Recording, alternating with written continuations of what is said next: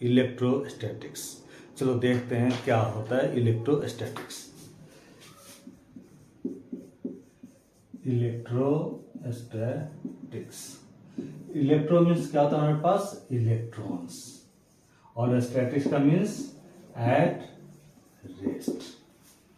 जब electron rest में होगा उस समय हम जब उसके बारे में स्टडी करेंगे तो वह क्या कहलाएगा, इलेक्ट्रोस्टैटिक्स। क्वेश्चन ये बनता है लेकिन क्या इलेक्ट्रॉन रेस्ट में होता है, तो आंसर क्या होगा इसका, नहीं। हम यहाँ पे कौन सी वेलोसिटी को कंसीडर कर रहे हैं, जहां पे टोटल नेट वेलोसिटी, मानो कि एक कंडक्टर है हमारे पास, यहाँ पे इलेक्ट्रॉन है, एक इलेक्ट्रॉन U1 है, ये ऐसे मूव कर रहा है, दूसरा इलेक्ट्रॉन ऐसे मूव कर रहा है, तीसरा इलेक्ट्रॉन ऐसे मूव कर रहा है हमारे पास। इन सब की अलग अलग डायरेक्शन में अलग अलग वेलोसिटी है, और नेट वेलोसिटी क्या हमारे पास 0 है। ठीक है, नेट वेलोसिटी को हम क्या बोलते हैं, thermal velocity of the electron.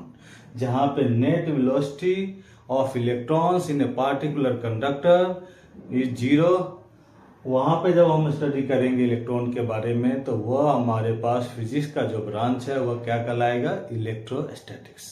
ठीक है, ये तो चलो थोड़ा सा हमारे पास बेसिक वाली चीजें थी। अब हम देखते हैं सबसे पहले चार्ज। ठीक है, तो चार्ज कितने टाइप का होता है, 2 टाइप का, एक हमारे पास पॉजिटिव चार्ज और दूसरा हमारे पास नेगेटिव चार्ज। चार्ज को हम किससे रिप्रेजेंट करते हैं, चार्ज को हम Q से रिप्रेजेंट करते हैं। ठीक है, ये हमारे पास electrostatics for class 12th physics के लिए। ठीक है, चार्ज को हम किससे रिप्रेजेंट करते हैं, Q से रिप्रेजेंट करते हैं, और Q चार्ज का जो ऐसा यूनिट होता है वह हमारे पास क्या होता है, कूलम, जिसको हम C से रिप्रेजेंट करेंगे। मान लो कि अगर हमारे पास कोई चार्ज है और वह हमारे पास 5 कूलम है, ऐसा हम लिखेंगे। ठीक है, और एक चीज और देखते हैं हम कि फंडामेंटल चार्ज क्या होता है। फंडामेंटल चार्ज होता है हमारे पास, फंडामेंटल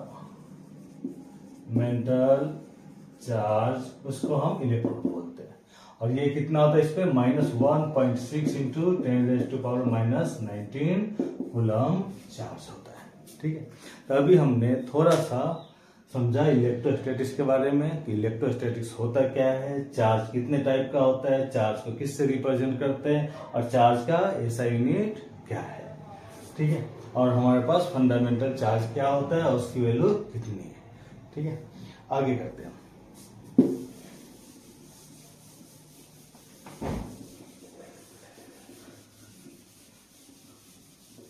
अब हमारे पास है प्रॉपर्टीज ऑफ चार्जेस।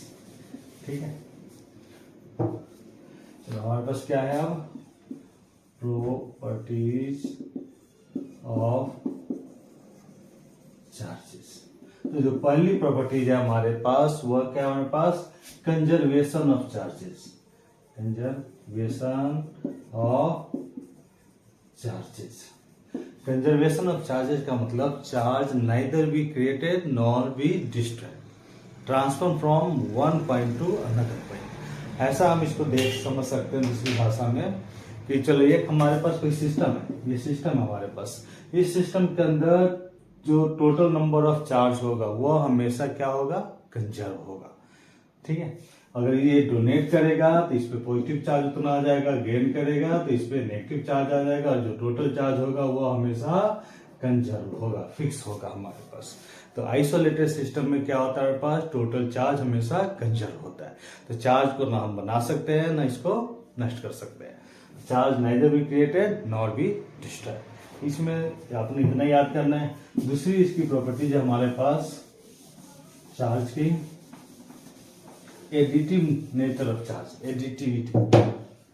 सेकेंड जो इसकी प्रॉपर्टीज है वह क्या हमारे पास, एडिटिव प्रॉपर्टीज ऑफ चार्जेस।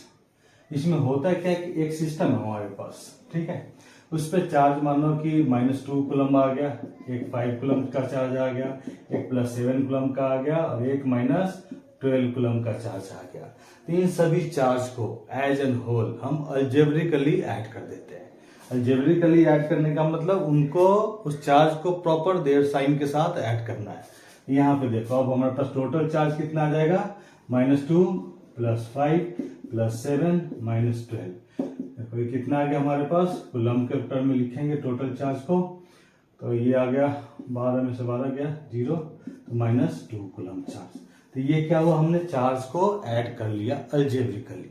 तो हम क्या कर सकते हैं कि चार्जेस जो हमारे पास होगी वो एक सिस्टम के ऊपर ऐड कर सकते हैं, सब्ट्रैक्ट कर सकते हैं। ठीक है, थर्ड प्रॉपर्टी हमारे पास है, जो सबसे ज्यादा इंपॉर्टेंट प्रॉपर्टीज है वह है क्वांटाइजेशन ऑफ चार्जेस। ठीक है, क्या हमारे पास है ये क्वांटाइजेशन ऑफ चार्जेस। क्वांटाइजेशन का मतलब हमारे पास पहले समझना है, हम मार्केट जाते हैं और कहते हैं कि हमारे पास आधा रजिस्टर चाहिए, तो क्या दुकानदार हमें दे देगा आधा रजिस्टर? नहीं, कम से कम एक पूरा रजिस्टर लेना पड़ेगा। लेकिन अगर हम किराने की दुकान में जाते हैं और कहते हैं कि आधा किलो चावल दे दो, पहिया चावल दे दो, तो वो दुकानदार उतना हमें दे देता है। जहाँ पे हमारे पास क्वांटिटी फिक्स्ड हो, बस मिनिमम इतनी क्वांटिटी आपके पास होनी चाहिए। कभी आप लोगों ने ऐसा सुना है कि 1 इलेक्ट्रॉन चला गया? ये तो सुना हुआ होगा आपने, 1.5 इलेक्ट्रॉन चला गया, 2.3 इलेक्ट्रॉन चला गया, ऐसा होता नहीं हमारे पास। जब भी इलेक्ट्रॉन जाएगा तो वह हमारा एक फिक्स नंबर में ही जाएगा। हमारे पास जो टोटल चार्ज होता है ऑन ए सिस्टम वो क्या होता है, प्लस माइनस n इंटू ई। क्यू को हम क्या लिखते हैं, टोटल चार्ज। n क्या हमारे पास, नंबर ऑफ इलेक्ट्रॉन्स, और ई क्या हमारे पास, इलेक्ट्रॉन्स। इस पे चार्ज कितना होता है, 1.6 इंटू 10⁻⁻19 कूलम। ठीक है, अगर क्वेश्चन आता है क्वांटाइजेशन ऑफ चार्ज पे, और साथ साथ इसमें आपने ये याद करना है कि n not equal to p upon q, मतलब कि ये हमारे पास फ्रैक्शन में नहीं हो सकता है। n always in whole number, 0 1 2 3 so on, that means n always in whole number. ठीक है, तो हमारे पास क्वांटाइजेशन ऑफ चार्ज समझ में आ गया होगा। इसके ऊपर हम एक न्यूमेरिकल करते हैं छोटा सा। ठीक है,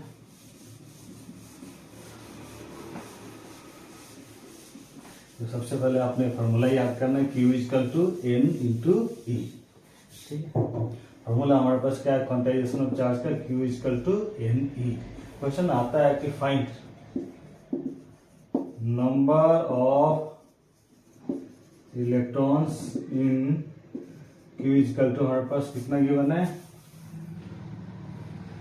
16 कूलम चार्ज। क्वेश्चन क्या है हमारे पास, find number of electron in 16 coulomb charge. तो हमारे पास n की वैल्यू फाइंड करना है। Q कितना गिवन है हमारे पास, 16 कूलम। E हम जानते हैं 1.6 इंटू 10⁻⁻19 कूलम होता है। तो हमारे पास n इक्वल टू कितना आ गया, Q अपॉन E। Q कितना है हमारे पास, 16 coulomb divided by 1.6 into 10⁻⁻19 coulomb. तो इसको आप सॉल्व करोगे, कूलम से कूलम कट गया हमारे पास, 16 अपॉन 10 इंटू 10⁻⁻19। 16 से 16 कैंसल आउट हो गया, और n इक्वल टू कितना आ गया हमारे पास, 10⁻, ऐसे लिखेंगे हम इसको, 1 अपॉन 10⁻⁻20, और ये 10⁻20 इलेक्ट्रॉन्स। ठीक है, इसे n का कोई भी यूनिट नहीं होता क्योंकि ये एक फिक्स नंबर है। ठीक है, आई होप यहाँ तक आपको समझ में आ गया होगा। तो चलो अब हम करते हैं कूलम्स लॉ ऑफ इलेक्ट्रोस्टैटिक्स। ये हमारे पास बहुत ही इंपॉर्टेंट है, इसके बेसिस पे ही आगे का चैप्टर आप तो कर पाओगे अच्छे तरीके से। तो चलो हमारे पास क्या है, कूलम्स लॉ ऑफ इलेक्ट्रोस्टैटिक्स। ठीक है, यहाँ पे क्या करते हैं, दो चार्ज कंसीडर करते हैं। ठीक है, एक चार्ज हमारे पास Q1 है, दूसरा चार्ज हमारे पास Q2 है। इन दोनों के सेंटर के बीच का जो डिस्टेंस है वह हमारे पास R है। ठीक है, तो अब ये क्या होगा कि एक दूसरे के ऊपर फोर्स लगाएंगे, तो ये हमारे पास अट्रैक्टिव भी हो सकता है और रिपल्सिव भी हो सकता है। डिपेंड करता है कि दोनों चार्ज का मैग्नीट्यूड क्या है। दोनों चार्ज का मैग्नीट्यूड अगर पॉजिटिव है तो वह क्या होगा हमारे पास, रिपल्सिव। दोनों चार्ज का मैग्नीट्यूड अगर नेगेटिव है तो भी क्या होगा, वह रिपल्सिव। अगर हमारे पास दोनों का मैग्नीट्यूड, एक का पॉजिटिव है दूसरे का नेगेटिव है, तो क्या होगा हमारे पास, वह अट्रैक्टिव होगा। मैग्नीट्यूड से अच्छा हम कर सकते हैं नेचर ऑफ द चार्जेस। ठीक है, ये हमारे पास जो फोर्स ऑफ इंटरेक्शन होगा वह directly proportional to product of charges, magnitude of product of the charges, और inversely proportional to the square of distance between them. इन दोनों को जब हम आपस में मिलाएंगे तो हम इसको ऐसे लिख सकते हैं Q1 Q2 अपॉन R का स्क्वायर। और यहां से हम ये जो डायरेक्टली प्रोपोर्शनल है इसको हटाएंगे तो ये हमारे पास के Q1 Q2 अपॉन R का स्क्वायर। ठीक है, और जो K होता है वह हमारे पास क्या होता है, डाई इलेक्ट्रिक